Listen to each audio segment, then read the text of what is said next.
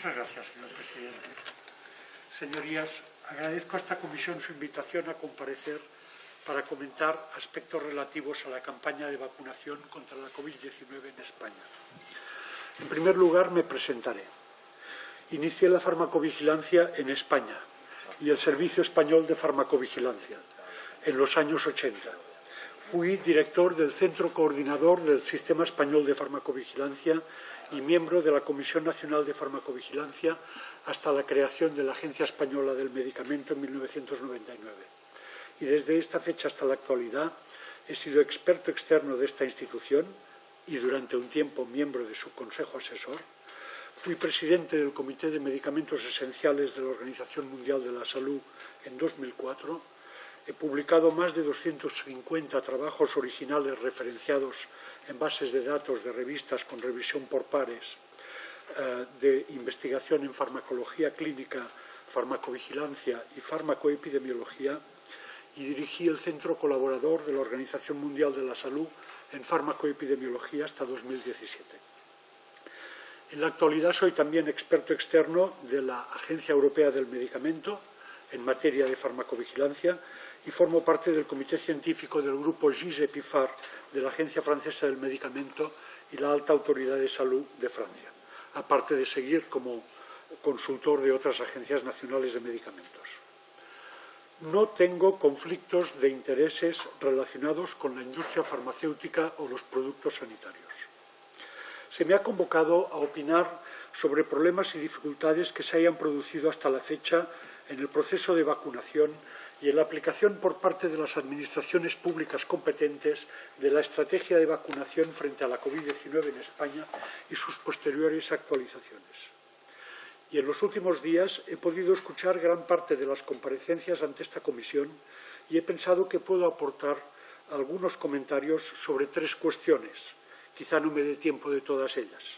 La primera, y a la que voy a dedicar más tiempo, la farmacovigilancia de las vacunas y el papel de las agencias reguladoras, la EMPS en España y la EMA en la Unión Europea. La segunda, algunos aspectos relacionados con la campaña de vacunación. Y la tercera, unos comentarios, si me da tiempo, sobre los derechos de propiedad intelectual sobre las vacunas. Primero, farmacovigilancia, Agencia Española y Agencia Europea. En materia de farmacovigilancia, los comparecientes en esta comisión, representantes de la Agencia Española, han descrito los complejos procedimientos y mecanismos de coordinación que han desarrollado para hacer frente a la epidemia de SARS-CoV-2. Reuniones, coordinación entre diferentes organismos de la Administración, con otros Estados miembros de la Unión Europea y con la Agencia Europea y con las comunidades autónomas. Procedimientos, pero escasos resultados si se exceptúan los relativos a la alta tasa de vacunación alcanzada, que al fin y al cabo no es más que lo que llamamos una variable instrumental, pero no una variable de resultados. El resultado es la prevención de la enfermedad y de la muerte. Análogamente, los informes de farmacovigilancia de la Agencia Española, el último, el 12º, publicado el pasado 26 de enero, informan de más de 55.000 notificaciones recibidas de efectos adversos de las vacunas hasta el 9 de enero de 2022. De estas, 375 tuvieron desenlace mortal y más de 11.000 fueron calificadas como graves. Y cito lo que el Sistema Español de Farmacovigilancia entiende como grave, entendiéndose como tal cualquier acontecimiento adverso que requiera o prolongue la hospitalización, que dé lugar a una discapacidad significativa o persistente o a una malformación congénita que ponga en peligro la vida del paciente o que resulte mortal, así como cualquier otra condición que se considere clínicamente significativa. Repito, más de 11.000 acontecimientos adversos graves después de la vacunación notificados al sistema. La publicación de estos datos puede ser vista como un ejercicio de transparencia, pero la realidad es que a falta de más detalles son difícilmente interpretables. Por ejemplo, a pesar de que en esta fecha se estaba iniciando la vacunación infantil y de adolescentes, en enero, y de que se citan casi 900 efectos adversos en menores de 20 años, El informe no comenta los casos en este grupo de edad, precisamente el que concita mayores incertidumbres sobre la conveniencia de la vacunación. La transparencia no consiste solamente en subir informes técnicos a la web, que también, sino sobre todo en iluminar, en ayudar a dirigir la mirada y en ayudar a comprender. De lo contrario, se siembra el terreno para que proliferen la desconfianza y las suspicacias. ¿Quién sabe si por una intención de esconder la información en una montaña de datos, o quizás porque se entiende equivocadamente que esta comisión no es el foro para debatir cuestiones técnicas, este tipo de datos no han sido presentados ante sus señorías, de modo que la propia comisión no ha tenido una oportunidad de preguntar sobre el uso que se hace de ellos. Señorías, les quiero comentar algunas cuestiones técnicas que puede entender cualquier ciudadano, que creo que les pueden ser útiles. 12 consideraciones me parecen oportunas sobre la farmacovigilancia de las vacunas. La primera. Las primeras vacunas disponibles contra la COVID, como recordarán, en España, y las más utilizadas hasta el día de hoy, han sido Comirnaty de Pfizer, de la que se han administrado más de 54 millones de dosis hasta el pasado 9 de enero, y Spikevax de Moderna con 14 millones de dosis. Estas dos vacunas se basan en una nueva tecnología. Así como las vacunas tradicionales son gérmenes atenuados o porciones de ellos que estimulan el sistema inmunitario, las vacunas de ARN mensajero introducen un ácido nucleico que da instrucciones a células de la persona vacunada para que fabriquen esta proteína del virus, la llamada spike protein, que a su vez estimulará el sistema inmunitario. Conviene recordar aquí que el diccionario de la Real Academia de la Lengua Española define una vacuna como, cito, preparado de antígenos que administrado a un organismo provoca en él una respuesta de defensa. Según esta definición, las llamadas vacunas de Pfizer y Moderna no son verdaderas vacunas. Son fármacos basados en una tecnología nunca usada en terapéutica hasta ahora y menos en campañas masivas. De ahí que la vacunación masiva supuso un experimento global, y esto me parece esencial para entender lo que quiero decirles a partir de ahora, sin precedentes en la historia de la humanidad. Segunda consideración. Los resultados de los primeros ensayos clínicos sobre las vacunas de Pfizer y Moderna, publicados en diciembre de 2020, mostraron valores de eficacia preventiva de 90% o más. Parecían muy convincentes y el mundo comenzó a respirar, nunca mejor dicho, con la perspectiva de las vacunas y a suspirar también por ellas. Pero debíamos ser conscientes de que entrábamos en un experimento preventivo vacunal global por su extensión y por la nueva tecnología que entrañaba. Tercera idea.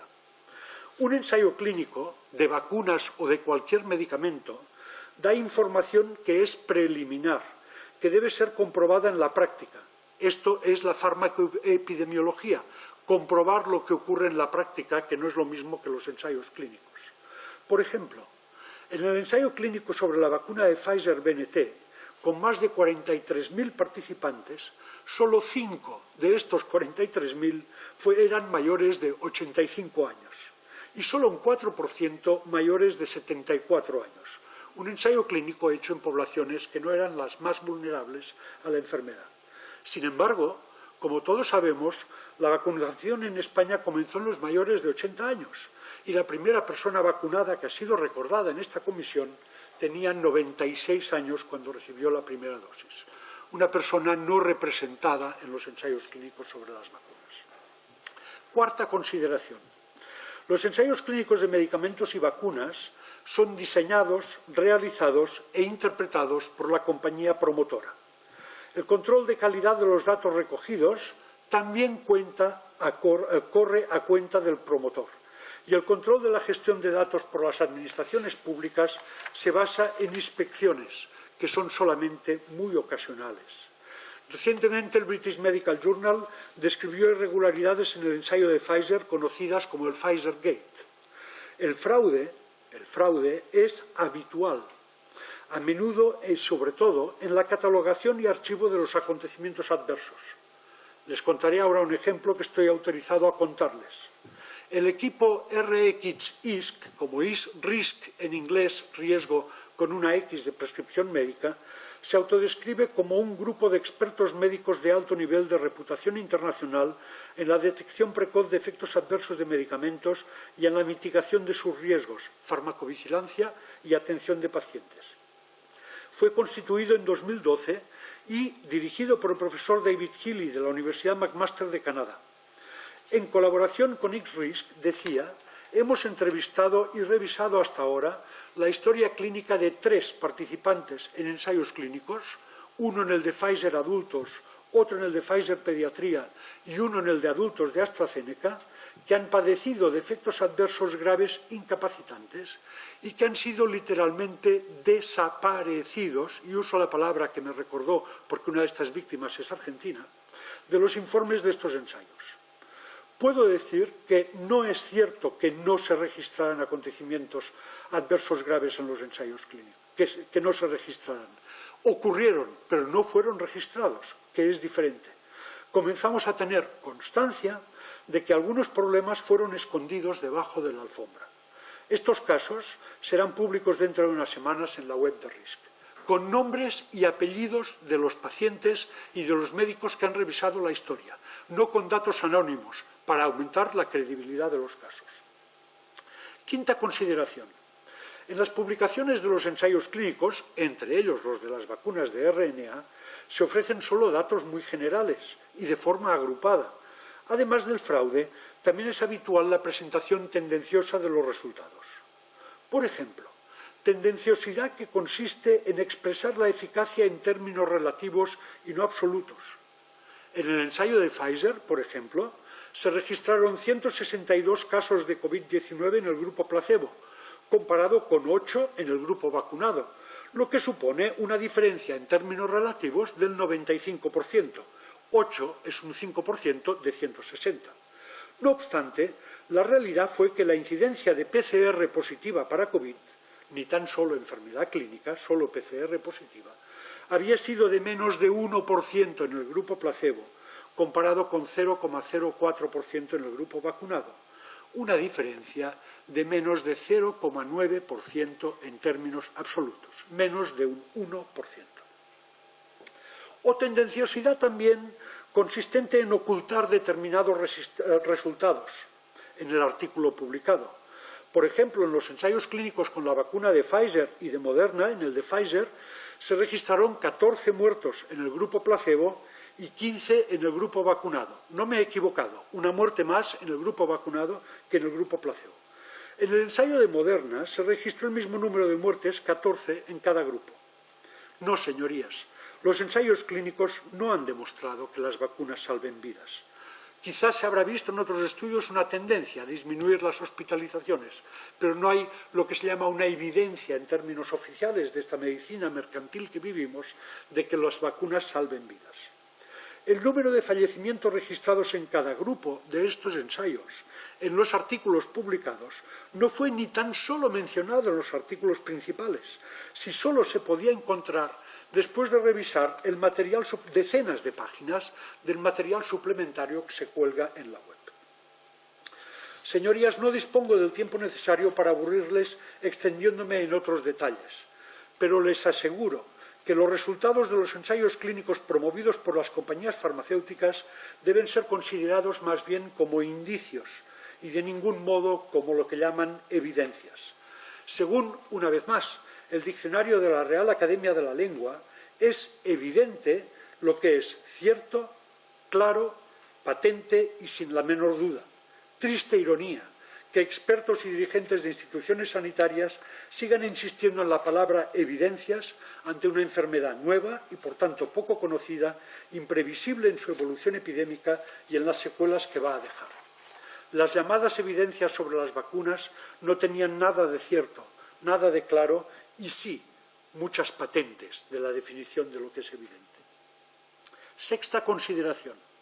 En cualquier caso, con fraude o sin él, con presentación tendenciosa de los resultados o no, los resultados obtenidos en cualquier ensayo clínico deben ser revisados en detalle por expertos en la materia, lo que requiere tiempo, sin duda, pero también, en primer lugar, transparencia.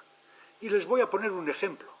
Pfizer, por ejemplo, anunció que haría pública la totalidad de los resultados de su ensayo clínico principal sobre la vacuna en 2025. ¿Se lo pueden creer?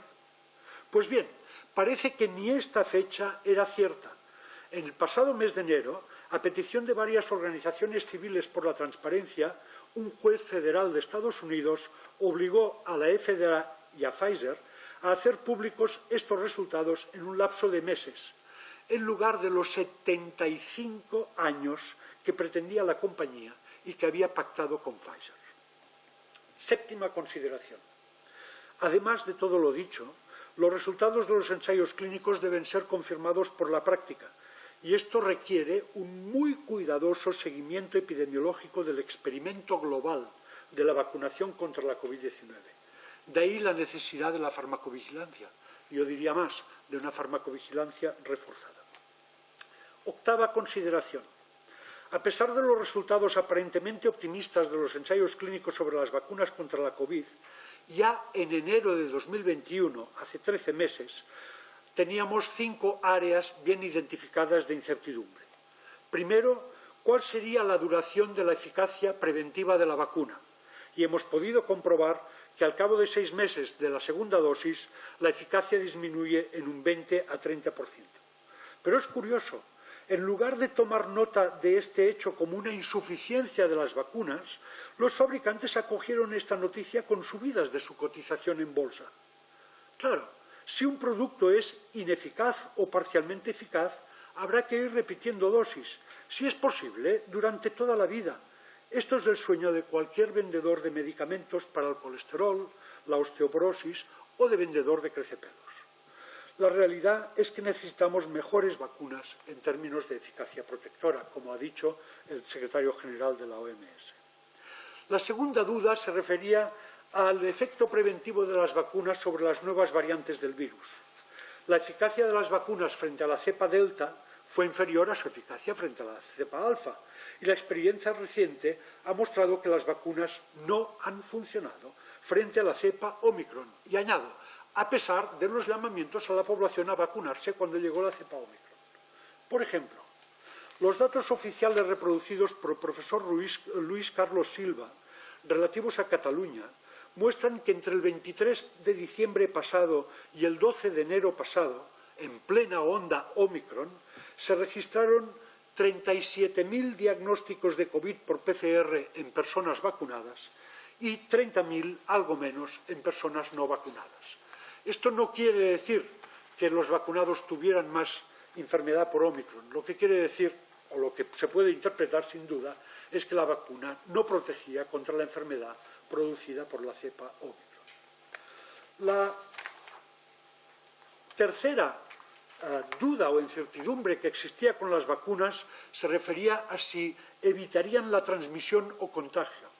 Y está claro que las vacunas no evitan la transmisión de la enfermedad, aunque algunos comparecientes lo han dicho con la boca pequeña, no la evitan. De modo que el pasaporte o certificado COVID carecía de base científica y además puede haber contribuido a aumentar el número de casos, puesto que daba una falsa sensación de seguridad a quienes lo obtenían. La cuarta duda se refiere a los efectos adversos. Ustedes recordarán que cuando salió la vacuna de AstraZeneca se habló rápidamente de una señal de farmacovigilancia de un riesgo de trombosis graves, sobre todo en mujeres jóvenes. La señal apareció a finales de enero. El Comité de Seguridad de la Agencia Europea, tan halagado en esta comisión, no se reunió hasta principios de marzo y convocó una rueda de prensa el 31 de marzo. Total, para decir que no disponían ni siquiera de cifras de vacunación en los Estados miembros por franjas de edad y sexo. Y, por tanto, no podían calcular la incidencia si las mujeres tenían más riesgo, las jóvenes más que las mayores, etc. Además, la EMA, sabiendo que esto es incorrecto, insistía en la baja incidencia, sin distinguir la incidencia real de los acontecimientos de la realmente notificada. Les pongo un ejemplo. Por ejemplo, en relación con las trombosis, entre el 1 de enero y el 19 de abril de 2021, En Cataluña se notificaron 53 casos de trombosis. Es mucho. Existía mucha publicidad sobre el problema y esto favorece que se notifiquen estos casos. Pero las bases de datos sanitarias de los centros de salud de Cataluña contenían 540 casos, más de 10 veces más, que, naturalmente, en su mayoría no habían sido notificados. O también el problema de la miocarditis y la pericarditis. Se nos dijo primero por la EMA que la incidencia podía ser de un caso por millón, de entre 1 y 10 casos. Después se rebajó la estimación a un caso por 100.000. Después salió un estudio israelí que hablaba de un caso por 10.000 en los adultos jóvenes. Ustedes habrán visto o habrán oído hablar de jugadores de fútbol famosos e incluso de espectadores de espectáculos deportivos que colapsan en mitad del partido. Son personas vacunadas que tienen problemas cardíacos posiblemente atribuibles a la vacunación y de eso no se habla. La última incertidumbre que teníamos cuando aparecieron las vacunas ha sido ampliamente debatida en esta comisión, se refiere al acceso a las vacunas a escala global. Quisiera hacer algunas reflexiones más sobre la farmacovigilancia de las vacunas. Además de lo que les he contado, el seguimiento de la seguridad de las vacunas ha puesto de manifiesto las deficiencias de la farmacovigilancia en la Unión Europea. La Agencia Europea, como les he contado, ha reaccionado tarde y de manera paquidérmica e insuficiente ante las señales de efectos indeseados que han ido surgiendo, y sus vacilaciones no han ayudado a las autoridades de los Estados miembros a orientar la campaña de vacunación según los resultados obtenidos. De hecho, cada país adoptaba una medida diferente en cuanto a su política de vacunación. Han prevalecido los procedimientos y la burocracia por encima de la ciencia, el sentido común y la atención a las incertidumbres inherentes al experimento global emprendido. Décima consideración. No se trata solamente de un incidente o de la ineptitud de algún funcionario. La Agencia Europea de Medicamentos está financiada en más de un 80% con las tasas aportadas por las compañías farmacéuticas. Está concebida legalmente para autorizar la comercialización de medicamentos y vacunas, pero no para interactuar con los sistemas sanitarios de los Estados miembros. Undécima consideración. La pandemia ha hecho evidente que la legislación europea sobre farmacovigilancia, basada en la notificación voluntaria y en planes de gestión de riesgos desarrollados por las propias compañías fabricantes, está más concebida para proteger a estas últimas que para proteger a los ciudadanos. Y última consideración sobre cuestiones de farmacovigilancia, y duodécima. En este contexto, quisiera comentar también el escaso uso que se ha hecho de las bases de datos sanitarias en España para hacer un seguimiento de la vacunación, de sus efectos beneficiosos y de sus posibles efectos indeseados en el contexto de la epidemia. Probablemente no se trata solo de una oportunidad desaprovechada y perdida, sino más bien del reflejo de la falta de voluntad del Sistema Nacional de Salud para ser un verdadero productor de conocimiento y no lo que es actualmente, en mi opinión, un mero receptor pasivo de mensajes de clara intencionalidad comercial, un comprador ignorante de tecnología que a menudo paga humo a precio de oro. La pandemia también ha puesto en evidencia la existencia de un enorme mercado de explotación de bases de datos sanitarias para estudios epidemiológicos, canalizado por la Agencia Europea de manera no democrática, me atrevo a decir incluso colonialista, en connivencia con centros universitarios adictos a la política de la agencia. Se me acaba el tiempo, presidente. Tenía algunos comentarios sobre la campaña de vacunación, si se me permite presentarlos. 5 minutos los presento. Después la segunda intervención que usted tiene puede acabar su... Muchísimas gracias. Muchas gracias. Quería, en segundo lugar, referirme a algunas cuestiones de la campaña de vacunación y, en particular, a lo ocurrido en las residencias de personas mayores. La epidemia incidió especialmente en las residencias, sobre todo al principio, y la mortalidad fue 57 veces más alta que en la población general. Una mortalidad de 9–10% en las residencias, comparado con una mortalidad general en la población de menos del 0,11%. Presumimos de sistemas sanitarios, señorías, pero dejamos a los más vulnerables en manos de la iniciativa privada, que es la que lleva las residencias. ¿Cuáles son los factores de riesgo de morir en una residencia? Sin duda, la edad y la pluripatología, pero también la mala atención derivada de malos contratos laborales y de una falta de regulación del mundo de las residencias y la polimedicación innecesaria, un reflejo de la mala atención médica. Una amplia variedad de fármacos que ya eran de consumo generalizado antes de la epidemia incrementan el riesgo de neumonía y la mortalidad por neumonía, de modo que al comienzo de la epidemia era de esperar que también incrementaran la mortalidad por COVID-19. Por ejemplo, hace años que se sabe que los fármacos neurolépticos o antipsicóticos duplican o incluso cuadruplican el riesgo de neumonía y la mortalidad por neumonía. En Cataluña, unas 100.000 personas mayores de 70 años los consumen de manera continuada, en la mayoría de los casos en indicaciones no autorizadas por la Agencia Española del Medicamento. Al inicio de la pandemia, de los 64.000 personas en residencias en Cataluña, 22.000 consumían estos fármacos. Muchos otros fármacos que tienen efecto depresor del sistema nervioso central también incrementan el riesgo de neumonía en 2 a 4 veces. Analgésicos opioides como el tramadol o el fentanilo, hipnóticos y sedantes como el lorazepam o el conocido Orfidal, antidepresivos como el Prozac y otros parecidos, fármacos con efecto anticolinérgico para la incontinencia urinaria de la gente mayor, gabapentina en la famosa lírica o pregabalina, los inhibidores de la bomba de protones, como el omeprazol de consumo amplísimo en nuestro país, también incrementan sensiblemente el riesgo de neumonía.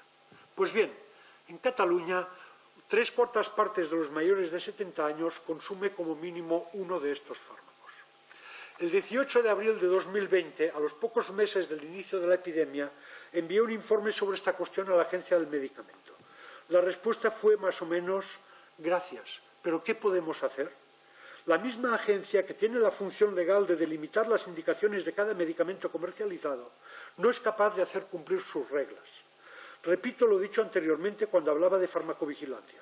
Procedimientos, muchos procedimientos, pero sin atención a resultados y en desconexión del sistema sanitario. En los últimos meses se han publicado numerosos estudios que confirman las previsiones que hice al inicio de la epidemia. En particular, un estudio sobre la totalidad de la población de Escocia, en el que se compararon algo más de 4.000 casos de COVID mortales o ingresados en UCI, o sea, grave o mortal, con 37.000 casos no graves, concluyó que un 38%, 4 de cada 10 pacientes, señorías, de los casos graves que ingresan en UCI o que mueren hasta junio de 2020 serían atribuibles a la exposición a estos fármacos. Ustedes dirán, bueno, si los pacientes los necesitaban, pero no. Lo más preocupante, señorías, es que numerosos estudios, en nuestro país y en otros, han mostrado de manera repetida y contumaz que como mínimo un 40% de las personas expuestas a estos medicamentos los reciben sin justificación clínica alguna y fuera de las indicaciones autorizadas por la agencia. Para algunos medicamentos, de estos medicamentos, el consumo injustificado puede ser del orden de 80%. Señorías, enfermar o morir por haber tomado un fármaco innecesario es una cruel ironía. Y termino. El sistema sanitario tiene una responsabilidad evidente en esta cuestión. Este Parlamento aprobó hace unos años la desgravación de los ingresos en especies recibidos para formación por los profesionales sanitarios. Son ingresos que proceden de la industria farmacéutica, que es el principal suministrador directo e indirecto de la formación continuada en España. Me pregunto, señorías, ¿qué empresa convencional aceptaría como normal que sus trabajadores reciban regalos y dinero del principal proveedor de materias primas? Varios estudios y análisis comparativos han mostrado que España es el miembro de la Unión Europea más permisivo en materia de conflictos de intereses y relaciones opacas de profesionales sanitarios con las compañías farmacéuticas. Lo mismo ocurre con las sociedades médicas y sus expertos.